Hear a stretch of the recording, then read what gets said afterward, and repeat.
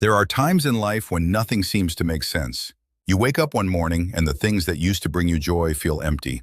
The path you thought was clear ahead of you suddenly dissolves in a mist. Relationships shift. Work becomes a routine blur. The world outside grows louder, while the voice inside grows silent. If you feel this way now, you are exactly where you need to be. I remember, years ago, before I chose the robes of simplicity and silence, I too felt this confusion. I was living what the world would call a successful life. I had friends, plans, ambitions. Yet every night as I lay down in my room, a quiet ache would whisper, "Is this it? Is this all there is?" I tried to outrun that voice. I buried it in distractions, chasing achievements, gathering possessions, and clinging to relationships that fed my ego but starved my soul. Until one evening, an old teacher of mine invited me to sit by a riverbank at dusk. As the sky turned from gold to deep blue, he said, "When the river is stirred, it seems clouded, but stillness always reveals the bottom." In that moment, I understood. My life was clouded, not because it was meaningless, but because I was never still enough to see its meaning. And so, if nothing makes sense to you right now, it is not a sign of failure.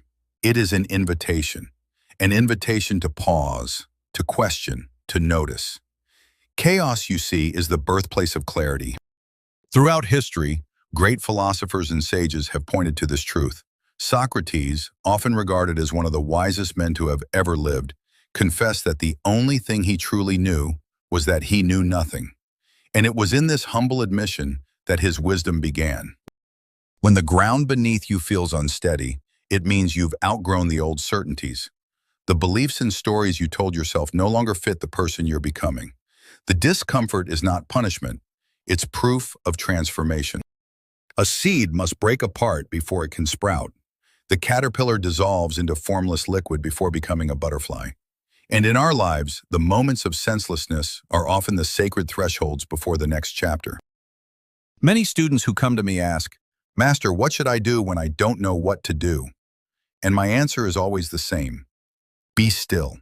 Stop trying to fix, explain, or escape it. Instead, observe it. Sit with the discomfort. Watch your mind as it wrestles and resists, because in that stillness, something remarkable happens.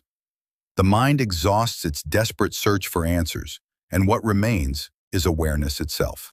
And in awareness, life begins to reveal itself to you, piece by piece. One of my favorite Zen sayings is, "Let go or be dragged." When you cling to the need for everything to make sense, you suffer. But when you release that grip, you realize that life was never meant to be fully understood. It was meant to be experienced. So if today your plans have fallen apart, if the people you counted on have disappointed you, if your future feels like a foggy road, smile gently. Because you stand at the doorway of something deeper than certainty, wisdom. Take walks without your phone. Watch the clouds without naming their shapes. Listen to conversations without preparing your reply. Let yourself be lost, because often it's when we lose the maps that we begin to truly see the landscape. Free in time, you will look back at this chapter not with regret but with gratitude, because you'll realize that it wasn't a detour. It was the very road you were meant to walk all along. Thank you for sitting with me today. If this message found its way to your heart, remember, you are not alone in this journey.